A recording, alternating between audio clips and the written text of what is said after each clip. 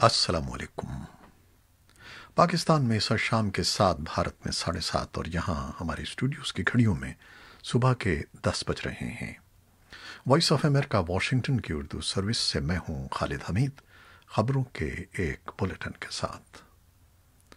افغان طالبان کے سربراہ ملا ہبت اللہ اخندزادہ نے بین الافغان امن مذاکرات کے لیے شیر محمد عباس ستانگزئی کی سربراہی میں 21 رکنی ٹیم تشکیل دے دی ہے۔ اس مذاکراتی ٹیم میں طالبان راہبر شورا کے 13 ارکان کو بھی شامل کیا گیا ہے۔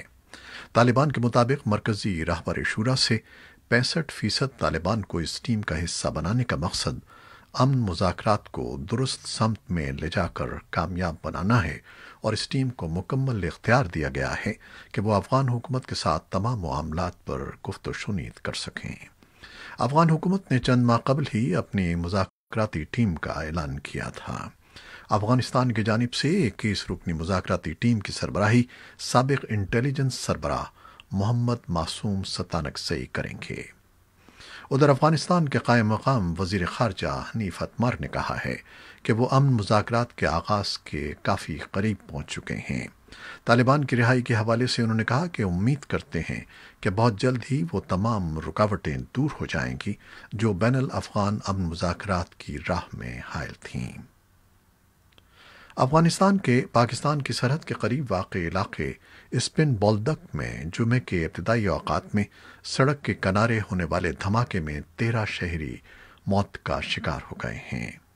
قندھار صوبائی پولیس کے ایک ترجمان جمال بارکزئی نے وائس آف امریکہ کو بتایا ہے کہ ایک گاڑی لویا کارز نامی دیہات سے اسپن بولدک مارکیٹ جا رہی تھی جب وہ بارودی سرنگ سے ٹکرا گئی اور ڈرائیور سمیت گاڑی میں سوار 13 افراد موت کا شکار ہو گئے، جن میں 3 بچے، 4 خواتین اور 6 مرد شامل ہیں۔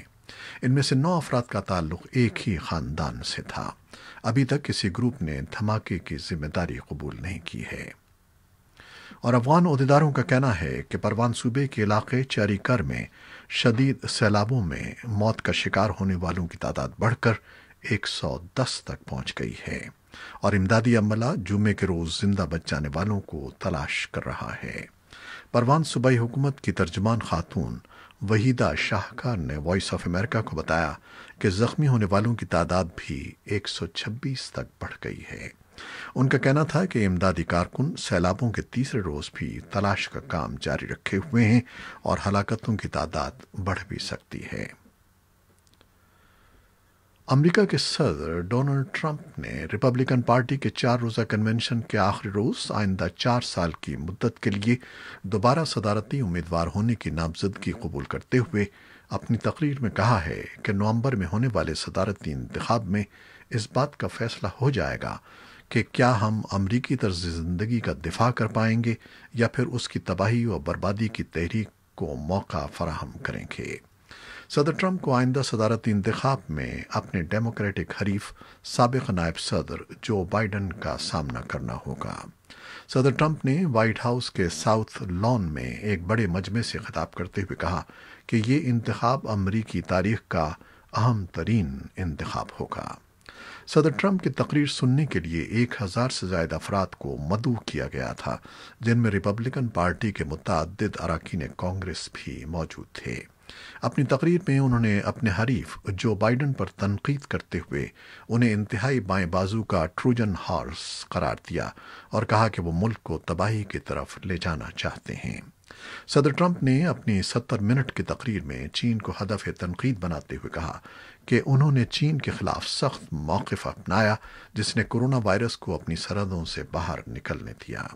انہوں نے کہا کہ دوبارہ منتخب ہونے کی صورت میں بھی وہ چین کے خلاف سخت ترین موقف اپنائیں گے۔ تاہم صدر ٹرمپ کی تقریر سے کچھ ہی دیر قبل جو بائیڈن نے اپنی انتخابی مہم کے دوران صدر ٹرمپ کو امریکہ کی تاریخ کا کمزور ترین صدر قرار دیتے ہوئے کہا کہ چین کا سامنا کرتے ہوئے وہ امریکی مفادات کا تحفظ کرنے میں مسلسل ناکام رہے ہیں۔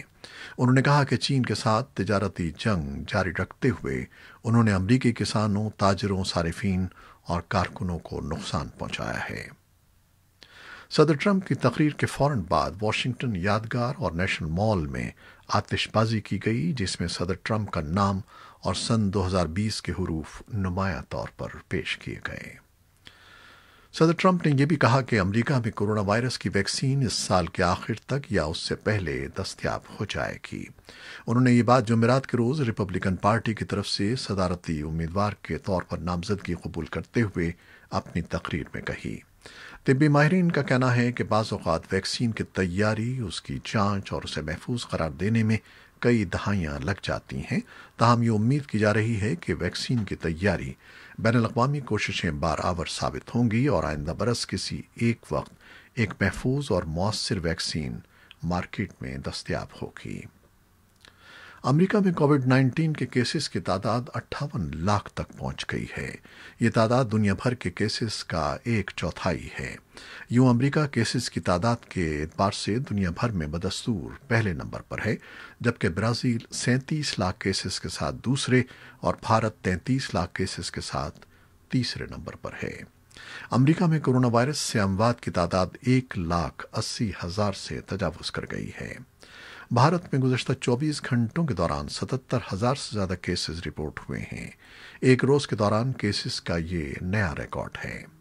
भारत में केसेस की कुल तादाद 33,50,000 से ज़्यादा और अमवात 60,000 से तजावुज़ कर गई हैं। पाकिस्तान में गुज़श्ता 24 घंटे के दौरान कोरोना वायरस के 9 मरीज दम तोड़ गए हैं, जबकि 415 अफराद में वायरस की तशख़ीस हुई है। अफ़गान वज़ारत सेहत ने मुल्क में गुज़श्ता 24 घंटों में कोविड-19 के 10 नए केसेस की खबर दी है, जो 5 माह के दौरान एक रोज़ में सामने आने वाले केसेस की कम तरीन तादाद है। इस वक्त अफगानिस्तान में कोरोना मरीजों की तादाद 38,140 है। वज़ारत सेहत के मुताबिक अमवात की तादाद 1,402 है, जबकि 29,059 अफराद सेहतयाब हो चुके हैं। कराची में गुज़श्ता रोज़ की तबाहकुन बारिश के बाद शहर के कई रिहायशी और तिजारती इलाकों में कई फुट पानी खड़ा है, जिससे मामूलाती ज़िंदगी बुरी तरह मुतासर हुए हैं। बारिशों से मुख्तलिफ हादसात में सिर्फ 2 रोज़ में कम से कम 15 अफराद हलाक हो गए हैं। कई मकामात पर सड़कों पर गड्ढे पड़ गए हैं, जबकि ज़्यादा मुतासर इलाकों में लोगों को कश्तियों की मदद से महफूज मकामात पर मुंतकिल किया जा रहा है। उधर सिंध हुकूमत ने बारिश से होने वाले नुकसानात का जायजा लेने के लिए सर्वे शुरू कर दिया है। महकमा मौसमियात के मुताबिक जुमेरात को कराची में तेज़ बारिश से शहर में बारिश का 53 साला रिकॉर्ड टूट गया। पाकिस्तान इंटरनेशनल एयरलाइंस PIA ने यूरोपीय फ्लाइट ऑपरेशन की मुअत्तली के खिलाफ यूरोपीय यूनियन एविएशन सेफ्टी एजेंसी के पास अपील दायर करने का फैसला किया है। PIA के तर्जुमान अब्दुल्ला हफीज का कहना है कि कौमी एयरलाइन में इस्लाहात का अमल मुकम्मल कर लिया गया है और बैनुल-अक़वामी इदारों की मुशावरत से नया जामे कारोबारी मंसूबा भी तैयार कर रहे हैं। माहिरीन का कहना है कि PIA को दोबारा आलमी मार्केट में जगह बनाने में वक्त लगेगा। खैबर पख्तूनख्वा के इंतहाई दूरफ्तादा पहाड़ी, माशी, तालीमी और सियासी लिहाज से पसमानदा कोहिस्तान में गैरत के नाम पर कत्ल के रुझान की हौसला शिकनी के लिए कोहिस्तान लोअर के इंतजामिया ने एक रिवायती जरगा का इनेकाद किया है, जिसमें शामिल मजहबी, सियासी, समाजी और कारोबारी शख्सियात के अलावा मकामी वकला ने शिरकत करके मुत्तफ़क़ा तौर पर इस फरसुदा रिवायत के खात्मे के लिए हुकूमती इदारों के साथ ताउन करने का फैसला किया है। इस जरगे में शामिल शुरका के रद्द-ए-अमल को देखते हुए अब हुक्काम कोहिस्तान के तीनों अज़ला की सतह पर इसी किस्म के ग्रैंड जरगे का इनेकाद का जायजा ले रहे हैं। भारतीय सुप्रीम कोर्ट ने कोरोना की आलमी वबा की वजह से आयद पाबंदियों को मद्देनजर रखते हुए मुल्क में आशूरा के जुलूस निकालने की इजाज़त देने से इनकार कर दिया है। Chief justice S.A. बोबडे की सरबराही में होने वाले 3 रुकनी बेंच ने मफाद आमा की एक अर्जी पर समाअत करते हुए दरख्वास्त गुजार के वकील से कहा कि जुलूस की इजाज़त देने से मुल्क में अफरा तफरी पैदा होगी और एक मखसूस फ़िरक़े पर कोरोना फैलाने का इल्ज़ाम आयद करके उसे हदफ बनाने का लोगों को मौका मिलेगा। याद रहे कि मुख्तलिफ रियासतों में मजालिस से अज़ा पर भी पाबंदी आयद है, अलबत्ता समाजी फासले और चंद अफराद के साथ घरों में मजालिस मुनक़िद की जा रही हैं।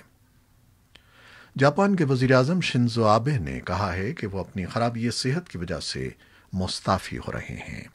टोक्यो में जुमे के रोज रिपोर्टरों से बात करते हुए आबे ने कहा कि अल्सर के मरज के दोबारा होने की वजह से वो अपने फराइज मनसबी से अलग हो रहे हैं।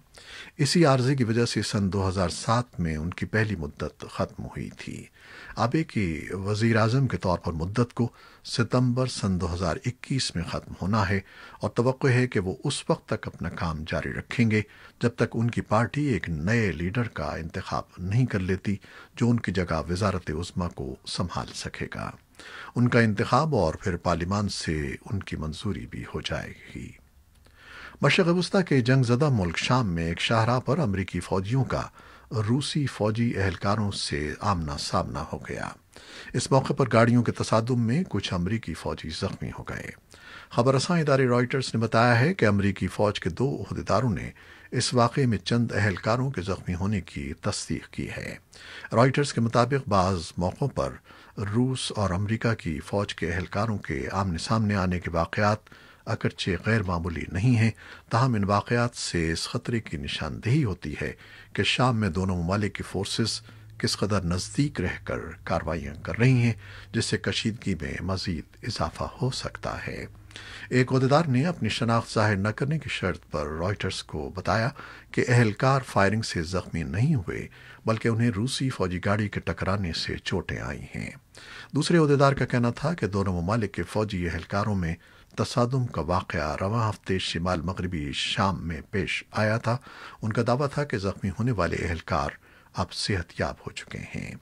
पेंटागन के तर्जुमान जोनेथन हॉफमैन ने जुमेरात के रोज़ कहा कि रूस की अफवाज ने शाम में हमारे तनाज़ा आराई को ख़त्म करने के निज़ाम को तोड़ा है और जानबूझकर अपने इश्तियाली और जारहाना रवैये से अमरीकी फ़ौजियों को ज़ख्मी किया है। हॉफमैन ने मज़ीद कहा कि हमने रूसियों को बता दिया है कि उनका रवैया ख़तरनाक और नाकाबिले कबूल है। ये थी वो खबरें जो फेसबुक लाइव पर हमने आपके लिए पेश की। हमारी वेबसाइट और यूट्यूब पर ये बुलेटिन पोस्ट कर दिया जाता है जिसे आप बाद में भी देख सकते हैं। खालिद हमीद को अब इजाज़त दीजिएगा। अल्लाह हाफ़िज़।